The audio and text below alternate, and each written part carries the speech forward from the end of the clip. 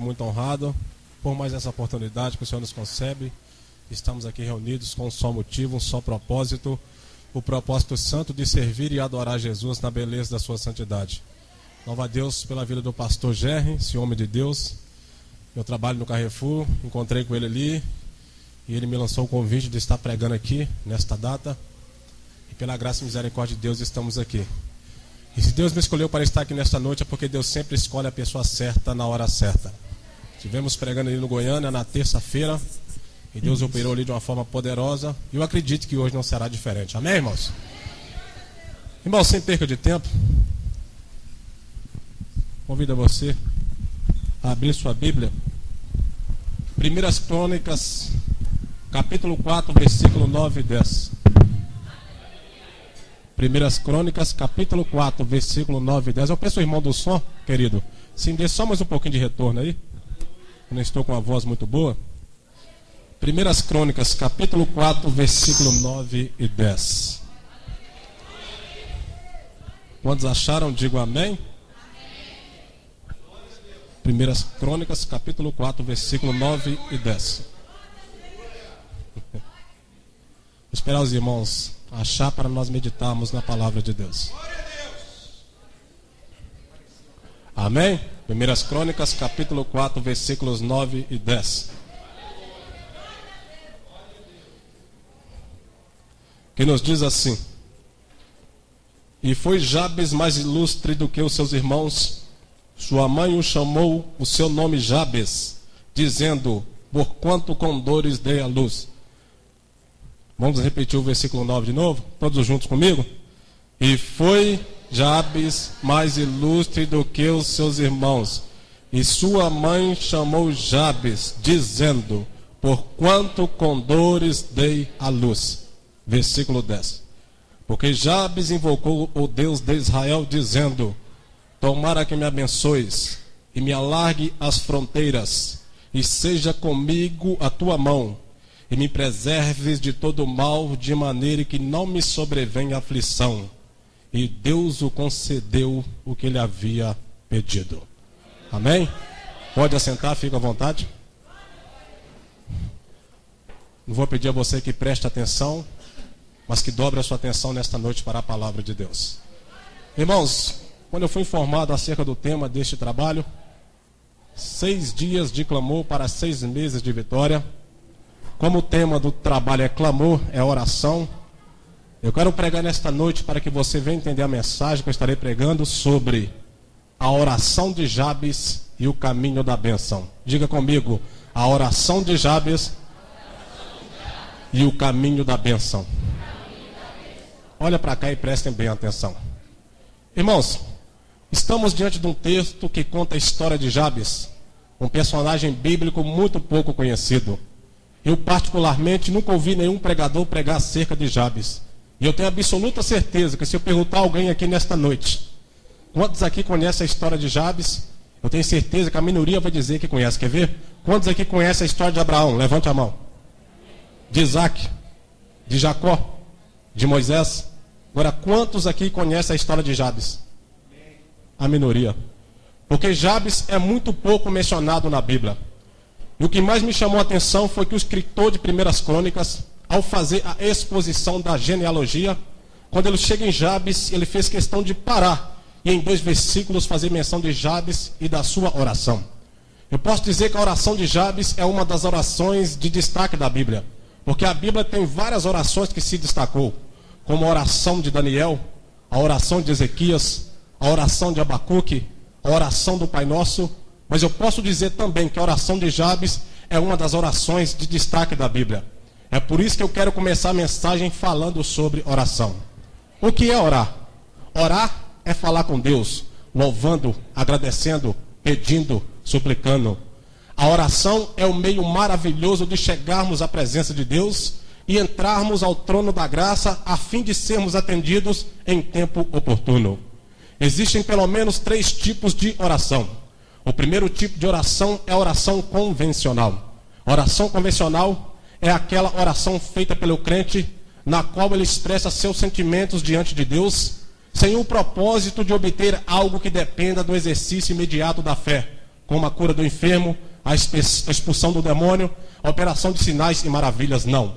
Oração convencional é aquela que fazemos ao deitar, ao levantar, agradecendo a Deus pelo pão de cada dia, pela família, pela saúde, pela igreja. Se não tomarmos cuidado, esse tipo de oração pode se tornar rotineira, repetitiva e sem graça.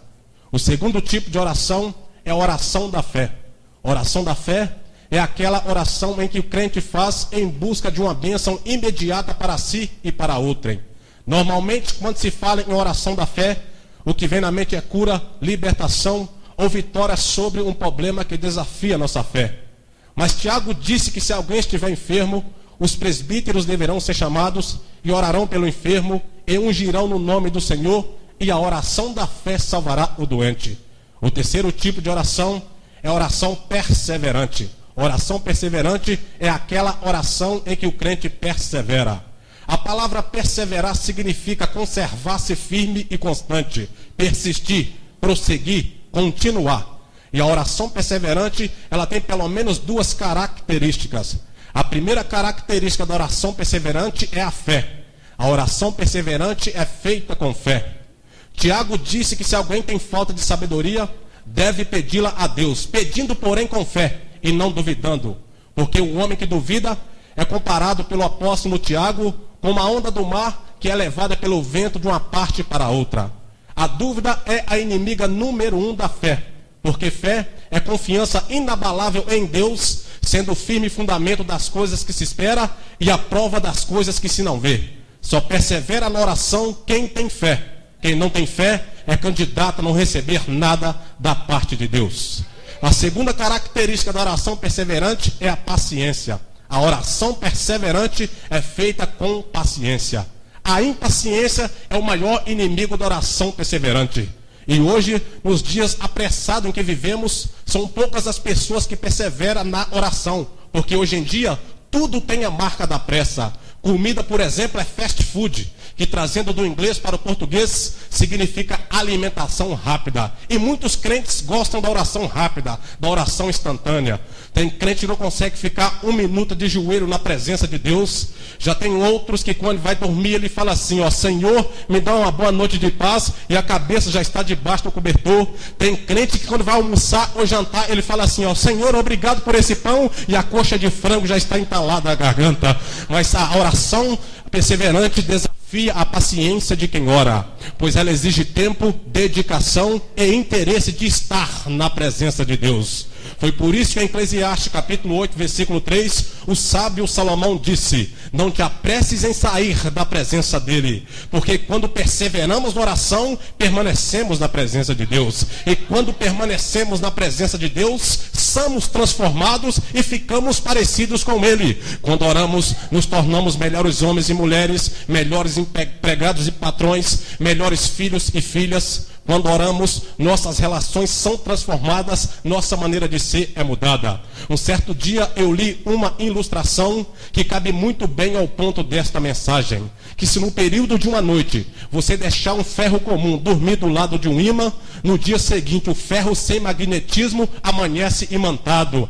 E assim acontece quando permanecemos na presença de Deus. Vamos sendo magnetizados por Ele, vamos ganhando o brilho da sua glória, vamos ficando parecidos com Ele. Não foi à toa que Moisés, depois de 40 dias buscando a presença de Deus, diz a Bíblia que quando ele desce do Sinai, as pessoas não conseguiam olhar para Moisés por causa do brilho da glória de Deus que resplandecia na sua face.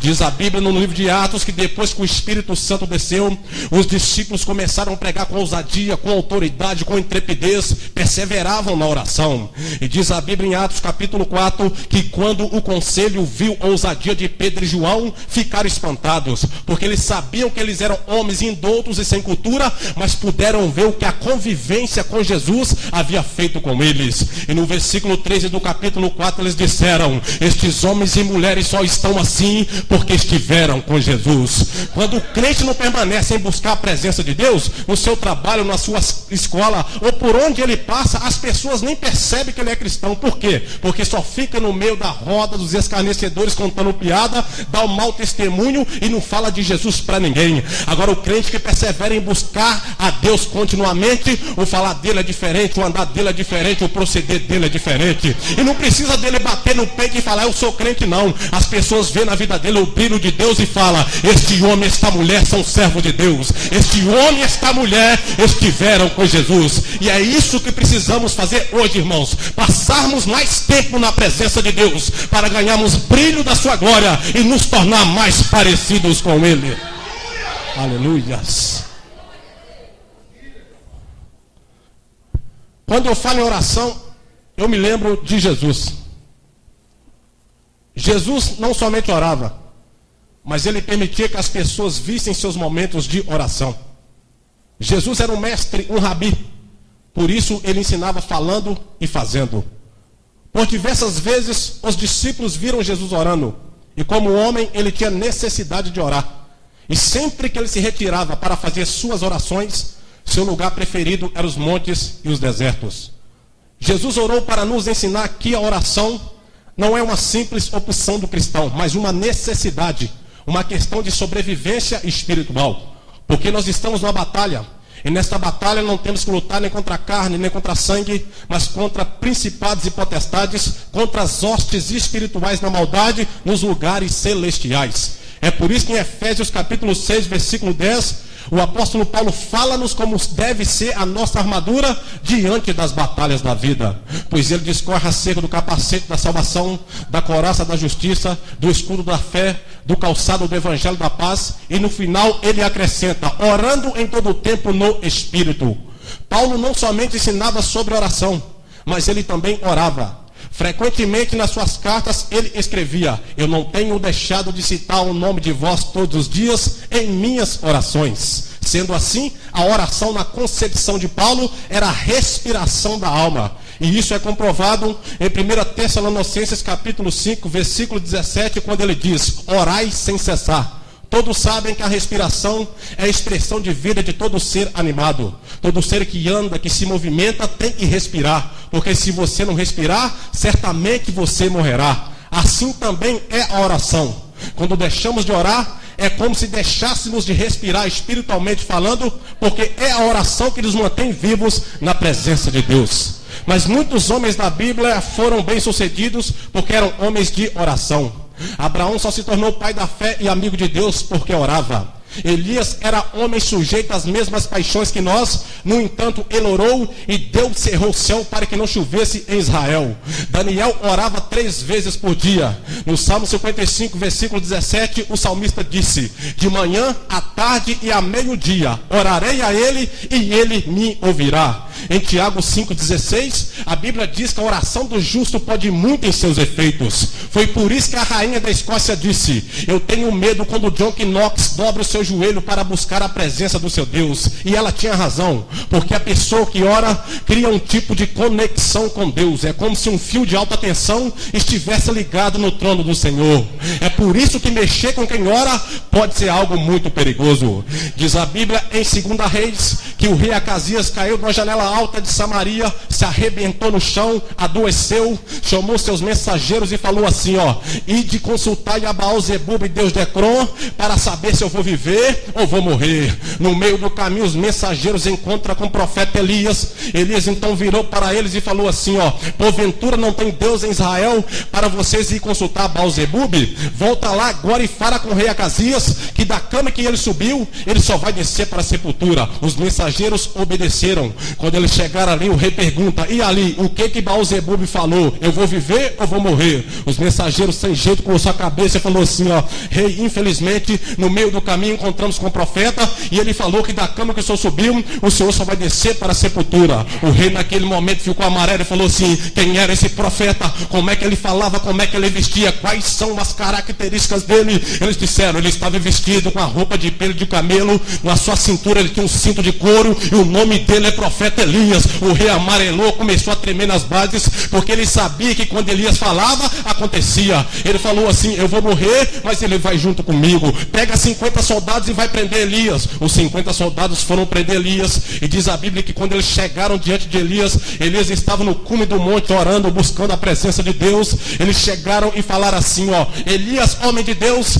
desça-te daí que nós vamos te prender. Elias disse: se eu sou homem de Deus, que desça fogo do céu e consuma todos vocês. Naquele momento desceu uma labareda de fogo, consumiu 50 soldados. Quando o rei soube, ele ficou indignado e falou assim: manda mais 50. Quando os 50 chegaram ali, Elias estava orando. Eles falaram assim: Elias, homem de Deus, desça-te daí que nós vamos te prender. Elias disse: se eu sou homem de Deus, que desça fogo do céu, consuma todos vocês. Desceu uma labareda de fogo, consumiu mais 50 soldados. Quando o rei soube, ele ficou indignado: manda mais 50. Quando os 50 chegaram ali, chegaram um pianinho, porque ele sabia que 100 soldados já haviam morrido, e falaram: Elias, homem de Deus, seja preciosa a nossa vida diante dos seus olhos, desça-te daí que o rei quer falar com você. Elias falou: agora que vocês falou com educação, eu vou descer. Quando Elias chegou diante do rei, ele falou assim: ó, porventura não tem Deus em Israel para você ficar mandando consultar Baal-zebub? Assim diz o Senhor, que da cama que você subiu, você vai descer para a sepultura. E naquele momento o rei morreu. Ei, meu irmão, mexer com quem ora pode ser algo muito perigoso, porque a oração faz a pessoa ficar conectada com a força maior que procede do trono de Deus. É por isso que mexer com quem ora, mexeu com Deus. Tocou em quem ora, tocou em Deus. Mexeu com quem ora, mexeu com Deus. Tocou em quem ora, tocou em Deus. Ai daquele que mexe com o crente que ora. Aleluias. Aleluias. E Jabes, através da oração, ele encontrou o caminho da bênção. Porque Jabes carregava sobre si uma maldição. Eu estarei falando disso no fim da mensagem, mas vamos falar agora um pouco sobre bênção e maldição. Bênção e maldição são palavras que aparecem na Bíblia e fora dela. No entanto, o significado que as Escrituras dão a esse termo é completamente diferente daquele que as nações antigas o atribuíam. O povo pagão antigo acreditava que praga e maldição possuía força em si mesma. E uma vez proferida, elas obrigariam os deuses, os demônios, os poderes sobrenaturais a prejudicarem determinada pessoa. E por causa disso, eles lançavam a mão em toda sorte de amuleto, patuá, pé de coelho, para lhes garantir proteção. Já o povo de Israel foi instruído por Deus que bênção e maldição nada mais era do que a consequência das suas boas e más escolhas. Bênção na Bíblia é o resultado da obediência. Maldição, o fruto da desobediência. Pouco antes de Israel pisar na terra prometida, Deus fez a seguinte advertência: eis que eu coloco diante de vós bênção e maldição. Bênção se seguirdes os mandamentos do Senhor vosso Deus, que hoje vos ordeno. Maldição se não seguirdes os mandamentos do Senhor, que hoje vos ordeno. No entanto, vós desviastes do caminho que eu vos ordenei, para seguirdes deuses estranhos que nem conhecesse. Deus deixou bem claro para o povo de Israel que se eles servissem a Ele, obedecessem a Ele, andassem no centro da sua vontade, seriam abençoados, iriam de bem para melhor e ficariam mais próximos dEle. Agora, se porventura eles o desobedecessem, iriam de mal a pior, seriam amaldiçoados e ficariam mais distantes dele. Agora, se bênção e maldição é o resultado da proximidade, o afastamento de Deus, fica claro que aqueles que buscam ao Senhor não precisam temer maldições. Jabes compreendeu isso, e diz a Bíblia que ele foi mais ilustre do que os seus irmãos, ou seja, honrado, fiel e digno. Jabes colocou-se debaixo da bênção, fechando as portas para qualquer possibilidade de maldição. Infelizmente, no dia que nós vivemos, tem pessoas que, por ignorar essa verdade bíblica, andam atribulados, pois receiam que pelo fato do seu avô, bisavô, tataravô ter pecado, possa haver alguma maldição hereditária ou alguma obra maldita na sua vida. Tem pessoas que dia de sexta-feira não passa encruzilhada, não passa debaixo de escada, não pode ver um gato preto. Tem pessoas que, para lhe garantir proteção, lançam a mão em toda sorte de amuleto, patuá, pé de coelho, trevo de 4 folhas, folha de 7 pontas, cruz de caravaca. Tem pessoas que, se você for na casa dele, você vai ver pregado lá na parede uma ferradura que eles colocam para lhe garantir proteção. Mas isso não garante proteção para ninguém. Agora, quando a pessoa aceita Jesus, toma um banho no sangue dele, recebe o Espírito Santo, ele se coloca debaixo da bênção. Ele se coloca debaixo das asas do Altíssimo. E é interessante observar que no Salmo 91, o salmista compara Deus com uma galinha e nós com os pintinhos, porque ele diz que ele nos cobrirá com suas penas e debaixo das suas asas estaremos seguros. Quem morou no interior sabe muito bem que quando começa a escurecer, a galinha abre as suas asas de forma que os pintinhos entram debaixo delas e ali eles ficam protegidos dos predadores que caçam durante a noite. A galinha está disposta a matar e morrer para proteger o seu filhote. E um certo dia eu vi uma reportagem que muito me chamou a atenção. Todos sabem que o pitbull é um cachorro muito feroz, é um cachorro muito forte. A mordida dele tem a capacidade, se eu não me engano, de 300 quilos. E o pitbull ele tem a capacidade de pular 3 metros de altura. Nenhum homem com corpo atlético como eu consegue matar um cachorro pitbull. Mas saiu na revista Isto É que uma galinha matou um cachorro pitbull. Mas você pode olhar para mim e falar assim, mas pregador, isso é mentira. Não é mentira não. Segundo a revista Isto É, o pitbull queria comer o pintinho da galinha e ali ela começou a travar uma batalha com ele, pulou no pescoço dele, deu uma bicada, atingiu a via artéria, causando-lhe uma hemorragia e ele morreu na hora. Assim também acontece quando estamos debaixo da bênção de Deus. Não tem macumba, nem macumbeiro, não tem feitiço, nem feiticeiro, não tem quibanda, nem quibandeiro, nem pitbull do inferno que prevaleça contra a sua vida. A Bíblia diz que praga nenhuma chegará à sua tenda, 1000 cairá ao seu lado, 10.000 à sua direita, você permanecerá de pé, porque você está debaixo da bênção de Deus. Você está debaixo da proteção de Deus. Você está debaixo da bênção de Deus. Contra Israel não há encantamento. Você está debaixo da bênção de Deus. Mas vamos lá. Jabes só foi abençoado porque ele tomou a direção certa. Diga comigo, Jabes só foi abençoado porque ele tomou a direção certa. É interessante observar que Jabes não consultou nenhum intermediário, não procurou nenhum vidente, profetisa ou sacerdote, não empreendeu nenhuma romaria ou peregrinação. Pelo contrário, ele foi diretamente a Deus porque sabia que seria ouvido. Eu quero te dizer que no caminho da bênção não existe fórmulas mágicas. Não há necessidade de palavras especiais, cerimônias rebuscadas, lugares exclusivos, objetos místicos ou mediador de espécie alguma. Saiba que Deus está atento à sua oração e disposto a te abençoar. Só que tem pessoas que não são abençoados porque estão buscando a bênção no lugar errado e se tornando vítimas de homens enganadores, charlatões e picaretas. Como aquele astro de cinema Christopher Lee, que fez o papel do Superman. Aquele homem caiu do cavalo, foi acometido de uma enfermidade tão grave, mas tão grave, que ele ficou tetraplégico. Christopher Lee, em vez de buscar as bênçãos, a cura nos pés de Jesus, foi procurar um tal de Dr. Flitz, um homem endemoniado que afirmava receber uma entidade que o dava poder para curar. E o que aconteceu? Aquele astro de cinema morreu.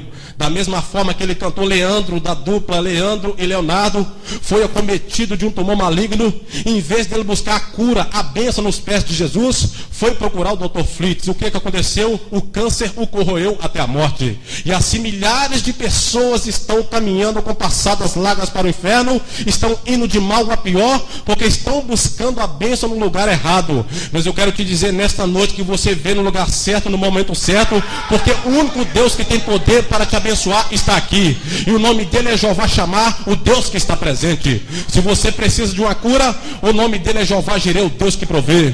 Se você precisa de uma provisão para a sua vida, o nome dele é Jeová Jireh. Se você precisa de uma cura, o nome dele é Jeová Rafa, o Deus que cura. Se você se sente injustiçado, o nome dele é Jeová Tsidkenu, o Deus que te justifica. Se você se sente vulnerável no campo de batalha, o nome dele é Jeová Tsabaoth, o Senhor dos exércitos, ele pelejará por você. Se você se sente como ovelha desgarrada do aprisco, o nome dele é Jeová Raá, o Senhor é o nosso pastor, que nesta noite quer te conduzir para verdes gastos. Só que para Deus te abençoar, você tem que fazer alguma coisa. Então entrega para Ele a sua vida, conte para Ele o seu problema, tome uma direção certa. E para falar com Deus não tem burocracia, porque para você falar com uma autoridade dessa terra, há uma série de burocracia, como por exemplo, para você falar com a presidente Dilma, você não fala diretamente com ela, você fala com sua assessora. Para você falar com a rainha da Inglaterra, existe pelo menos 3 condições. Primeiro, você não fala nada. Segundo, você só responde o que ela te perguntar. Terceiro, quando você for começar a responder o que ela te perguntar, você tem que começar dizendo: Vossa Majestade, ó Rainha. Só que para falar com Deus não tem burocracia, não precisa marcar agenda, não precisa marcar consulta. Deus não tem assessor, com Ele não tem data, não tem prazo, não tem hora nem atraso. Se você suplicar, aí agora Deus está disposto a te abençoar. Olha para cá e prestem bem atenção. Conta-se que 2 garotas estavam voltando da escola, quando de repente elas se depararam com uma vitrine, e nesta vitrine tinha uma boneca tão linda, mas tão linda, que as duas pararam e ficaram apreciando aquela boneca, ficaram babando diante da vitrine. De repente, naquele momento, as 2 garotas entrou naquela loja, pegou um panfleto com a foto da boneca, voltou para casa e já pensou em algo para fazer o papai delas comprar aquela boneca. A primeira chegou quando seu pai estava chegando do trabalho, abraçou seu pai, o beijou, fez ele sentar no sofá, tirou seus sapatos, pegou as suas sandálias prediletas, colocou nos seus pés, sentou na sua perna, pegou a foto o panfleto com a foto da boneca, começou a acariciar dando longos suspiros. E naquele momento ela dava longos suspiros, acariciando aquele panfleto com a foto da boneca. O pai olhou para ela sem entender nada, simplesmente deu um sorriso, passou a mão na cabeça dela. A outra menina chegou com a foto da boneca, abraçou seu pai, o beijou, mostrou a foto e falou assim: papai, compra essa boneca para mim? O pai dela virou para ela e falou assim: filha, amanhã eu passo na loja e compro para você. Naquele momento, aquela que tinha feito aquela cerimônia virou para o pai dela e falou assim: e quanto a mim? O pai dela virou para ela e falou assim: minha filha, se você quer boneca, é só pedir que eu compro para você também. O que eu quero te dizer por intermédio desta ilustração é que você é filho e Deus é pai. E para falar com Deus, irmão, não precisa ficar cortando volta, não. Se você quer uma bênção de Deus, fala assim: papai, me abençoa, papai, liberta o meu filho, papai, abre as portas do emprego para mim, papai, me cura. Diga: papai, o papai está disposto a te abençoar. Olha para cá e prestem bem atenção. Na Assembleia de Deus, na igreja que eu congrego, aconteceu um caso que muito me chamou a atenção. Uma irmã da minha igreja, na casa dela, ela tinha intimidade com Deus, ela sabia, ela tinha essa consciência que ela era filha e Deus é pai. Um certo dia na casa dela acabou tudo, acabou o arroz, acabou o feijão, acabou a carne, acabou a farinha, não ficou nada na despensa, não tinha um café para coar. Aquela irmã simplesmente olhou ali, viu que não tinha nada na despensa. O filhinho dela chegou chorando, pedindo: mamãe, me dá um pão, me dá um golinho de café, me dá um pouquinho de comida. Não tinha nada na despensa. Aquela irmã simplesmente, olha o que é intimidade com Deus, irmãos. Olha o que é você colocar-se na condição de filho. Aquela irmã simplesmente entrou no seu quarto, olhou para cima e falou assim: papai, eu sei que o Senhor está no comando da minha vida, acabou tudo, Jesus, mas eu sei que a provisão virá do céu. Naquele momento, aquela irmã estava ali cantando um hino de louvor e adoração a Deus. Perto da casa dela morava um macumbeiro.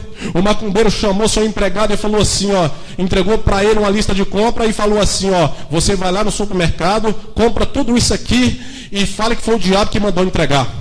O empregado obedeceu, foi até o supermercado. Chegando ali, ele comprou tudo aquilo que estava naquela lista, só com o endereço que ele tinha que entregar à casa da irmã.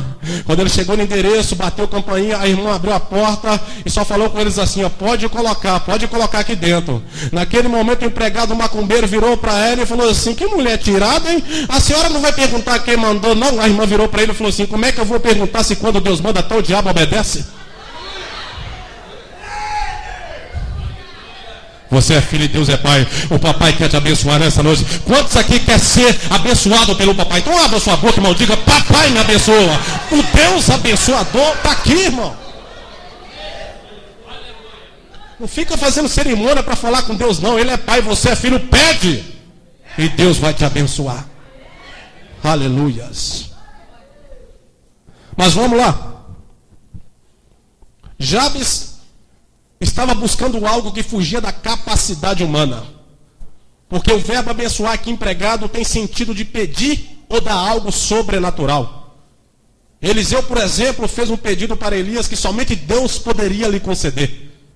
A palavra abençoar no original do hebraico é barak, que significa conceder poder para alcançar sucesso, prosperidade, fecundidade. Bênção é o ato de conceber verbalmente boas coisas. É por isso que em Provérbios 5:22, o sábio Salomão diz que as bênçãos do Senhor enriquece e com ela não traz desgosto.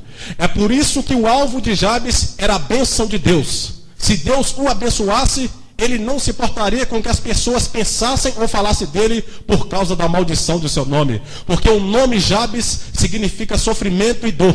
Foi dado pela sua mãe por causa das dores sentidas no parto. E naquela época, o nome era dado à criança baseado naquilo que acontecia durante ou depois do parto. E o nome era mais do que um título ou identificação. Também representava a reputação e o caráter. Os judeus acreditavam que através do nome, eles revelavam quem você era, o que fazia, com quem se parecia, ou o que você poderia se tornar no futuro. E alguns sobrenomes refletem isto hoje, como por exemplo, o Senhor Clemente, que vem de clemência, era um homem piedoso. O Senhor Destro tinha grande habilidade com a mão direita. O Senhor Ferreira fabricava ferraduras e implementos para a carroça. O Senhor Evangelista era um grande pregador. Tanto os judeus como o povo do Antigo Oriente Médio atribuíam grandes significados aos nomes. Alguns nomes tinham significado literal, outros tinham significado simbólico, dependendo do caráter ou da personalidade da pessoa. Mas quando Jacó mudou o nome do seu filho caçula para Benjamim, na verdade ele estava desfazendo um aterrado da sua falecida esposa, que em meio a grande dor, colocou o nome na criança de Benoni, que quer dizer o filho da minha tristeza, com uma carga moral muito ruim. Com relação a Jabes, nada foi feito. Ninguém mudou o nome de Jabes, porque a maldição de um nome só era tirada com a adoção de outro nome. Ninguém fez nada por Jabes. Jabes tinha tudo para viver oprimido, depressivo. Eu acredito que quando Jabes era criança, as outras crianças iam brincar com ele. As mães diziam: não anda com esse menino aí não, que o nome dele significa sofrimento e dor, e a maldição que está sobre ele vai pegar em você também. Eu acredito que Jabes teve dificuldade para arrumar até namorada. Quem queria namorar com um camarada que o nome significava sofrimento e dor? Jabes tinha tudo para viver depressivo. Jabes tinha tudo para viver frustrado. Jabes tinha tudo para viver oprimido. Mas Jabes tinha algo dentro dele que era mais forte do que qualquer frustração, do que qualquer decepção. Jabes tinha fé no Deus abençoador. E diz a Bíblia que Jabes orou e disse: tomara que me abençoes e me alargue as fronteiras, esteja comigo a tua mão e me preserve de todo mal, de maneira que não me sobrevenha aflição. E a oração de Jabes foi rompendo as barreiras do tradicionalismo. A oração de Jabes foi rompendo as barreiras do preconceito, chegou até o trono de Deus, e a Bíblia diz que Deus o concedeu o que ele havia pedido. Olha para cá e prestem bem atenção. Quando eu li a história de Jabes, eu me identifiquei com ela. Por quê? Porque quando eu completei 14 anos aproximadamente de idade, eu entrei no submundo do crime, comecei a fumar maconha, comecei a cheirar cocaína, comecei a fumar pedra, comecei a cheirar cola, tiner. E minha mãe achava que eu era um menino bonzinho. Minha mãe me elogiava para as colegas dela, falava: graças a Deus que meu filho não mexe com droga. Quando foi um certo dia, eu cheguei na minha casa tão drogado, mas tão drogado que minha mãe percebeu. Naquele momento ela começou a chorar e falou comigo assim: ó, se for para me te ver mexendo com droga, eu prefiro te ver dentro de um caixão. E as palavras da minha mãe surtiu efeito, sabe por quê? Não demorou muitos dias, alguém caguetou o bandido mais perigoso da favela e ele achou que era eu. Ele ia me matar. As pessoas que andavam comigo, meus colegas, pararam de andar comigo, porque naquela época, se alguém estivesse jurado de morte, se ele chegasse para matar ele, se você estivesse perto, você morria também. Naquela noite eu dormi, sonhei com a cabeça desse camarada no corpo de uma serpente vindo para o meu lado. Quando foi no outro dia, eu estava no forró, chamado Relabus, que tem aqui no bairro Nazaré. E aí eu estava ali no forró, quando de repente estava eu, um colega meu chamado Davidson, um outro chamado Pedrinho. O ex-Pedrinho, o olho dele ficou vermelho, a voz dele ficou cavernosa. Ele virou para mim e falou assim: ó, dentro de 5 dias você vai estar comigo lá nas profundezas do inferno. Eu olhei para ele, assustei e falei: qual é, Pedrinho? Ele falou: Pedrinho nada, sou eu, Satanás, você é meu, eu vou te matar. Daqui daqui a 5 dias você vai estar comigo no inferno. Fiquei assustado. Naquele momento, irmãos, eu pensei em arrumar um revólver para matar o camarada antes que ele me matasse, mas eu era novo e ele era bandidão, ele era cheio de arma. Esse camarada matava para ver o tombo, já vi ele matar várias pessoas, não achei um revólver. Só que de repente, lá na minha casa tinha um Novo Testamento daquele pequeno. Eu peguei aquele Novo Testamento, entrei no quarto. Jabes clamou a Deus para que Deus o preservasse do mal. Eu fiz como Jabes. Cheguei no quarto, bati meu joelho no chão, olhei para cima e falei assim: Deus dos crentes, se o Senhor existe e me livrar da morte, eu vou ser um pregador da sua palavra, eu vou ser um crente também. Deus então, irmãos, me tirou daquele bairro, me levou lá para Contagem, um bairro bem distante. Fui parar na casa do meu tio. Quando eu cheguei ali, contei para ele a minha história. Ele virou para mim e falou assim: eu só posso te ajudar se você for para a igreja. Eu falei: tudo bem, eu vou para a igreja. Quando foi no domingo, que era o 5º dia que o diabo falou que ia me matar, eu estava no Nova Contagem, bem distante, numa igreja quadrangular com meu tio. Eu lembro que naquele dia o pastor pregou com poder, com graça, com ousadia, com intrepidez, no meio de 1000 pessoas. Quando ele acabou de pregar, ele olhou para a multidão e falou assim: ó, Deus está me revelando aqui agora que o espírito da morte passou numa casa aqui agora. Essa pessoa só não morreu porque grande é a obra de Deus na vida dele. Ele será um pregador da palavra do Senhor. Está escutando, irmãos? Está escutando?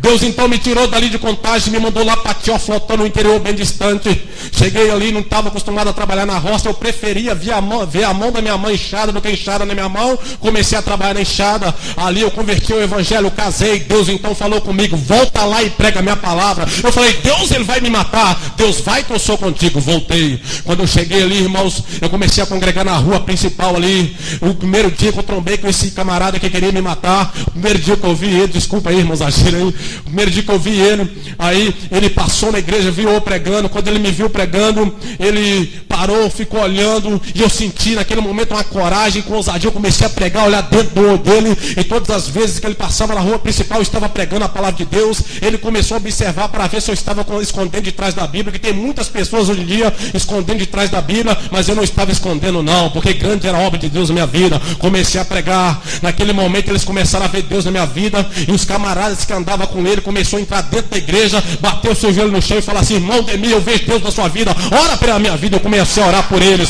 vai escutando. Quando foi, aleluia, depois de uns 2 meses que eu tinha voltado, que eu estava ali congregando nessa igreja, Deus usou um irmão que eu nunca vi, que veio na minha direção falando língua estranha, chorando, e falou assim: ó, o diabo já tinha feito uma cova lá no cemitério, e falou assim: Nélio, eu vou enterrar o Ademir. Ele só não enterrou, meu servo, porque é grande a minha obra na sua vida. Foi aí, irmãos, que caiu a ficha. O diabo tinha ido lá na minha história e colocado um ponto final. Deus foi lá com a borracha espiritual, apagou o ponto final, colocou a vírgula e falou assim: a sua história não termina aqui, a sua história começa aqui. Deus quer mudar histórias aqui nesta noite. Deus quer mudar histórias aqui nesta noite. Se o diabo falou para você que é o fim, Deus te diz nesta noite: não é o fim, meu filho. Estou te chamando de volta para a batalha, para a vida. A sua jornada não termina aqui. Fica de pé. Deus é o Deus que muda histórias. Eu tenho absoluta certeza que cada pessoa que se encontra aqui nesta noite tem algo para contar de Deus. Livramento. Todos vocês que estão aqui tiveram a história mudada por Deus. O diabo já havia decretado o fim das suas vidas, mas Deus apagou o ponto final, colocou a vírgula para dar sequência na sua história. Eu quero saber se nessa noite você que não conhece esse Deus, se tem alguém nessa noite aqui para aceitar Jesus Cristo. Depois o grupo de louvor vai lavar. Mas Deus quer mudar histórias aqui nessa noite. Esses 6 dias de clamor é para a salvação de vidas também. Tem alguém aqui para entregar a sua vida para Jesus? Assim como Deus mudou a minha história, Deus quer mudar a sua história. Deus nesta noite está te chamando para a batalha e para a vida. A sua jornada não termina aqui. Até o fim deste culto, você vai vir cá na frente e você sentir no seu coração, e nós vamos estar orando por você. Cadê o grupo de louvor para louvar o Senhor comigo? Eu quero te dizer que o nosso Deus é o Deus que muda a história. Não importa o seu histórico familiar, não importa o significado do seu nome, não importa, irmão, se você clamar, Deus está disposto a te abençoar e mudar a sua história. Cadê o grupo de louvor para louvar o Senhor comigo? Já avancei, já são 9h17 já. Aleluias. E você vai adorar a Deus nessa noite. Irmão, seja grato a Deus. Deus mudou a sua história. É por isso que você está aqui nesta noite alegre, cheio do Espírito Santo, cheio da graça. Outrora você estava no mundo oprimido, depressivo, mas hoje você sente a verdadeira paz, a verdadeira alegria. Sinta Deus te envolvendo nessa noite nos seus braços. Sinta o Espírito Santo te envolvendo nesta noite. Seja grato a Deus. Deus mudou a sua história. Então glorifica o nome dele nesta noite. Pode louvar. E você vai adorar a Deus. Deus se faz presente em nosso meio. A presença dele é tão real quanto esse púlpito que você está vendo aqui.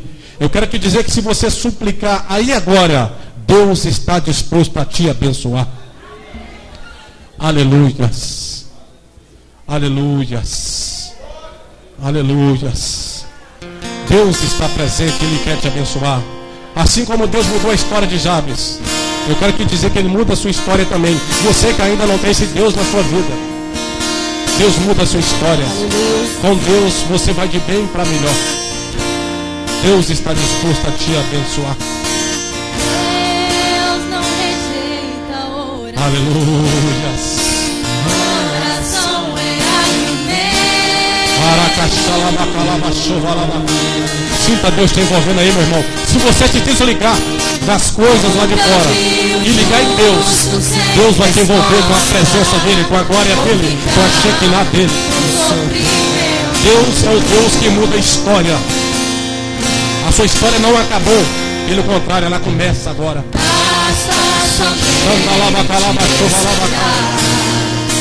O que Deus irá fazer?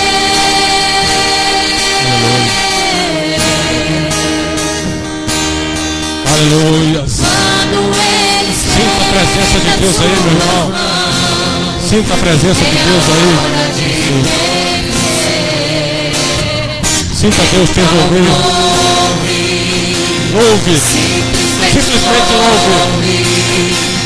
Tá chorando, ouve. Precisando, ouve. Tá sofrendo, ouve. O nosso Deus é o Deus que muda a história. Ouve. Seu louvor invade o céu. Deus vai na frente, abrindo o caminho, quebrando as correntes, tirando os espinhos, ordena os anjos pra contigo lutar. Ele abre as portas pra ninguém mais fechar. Ele trabalha.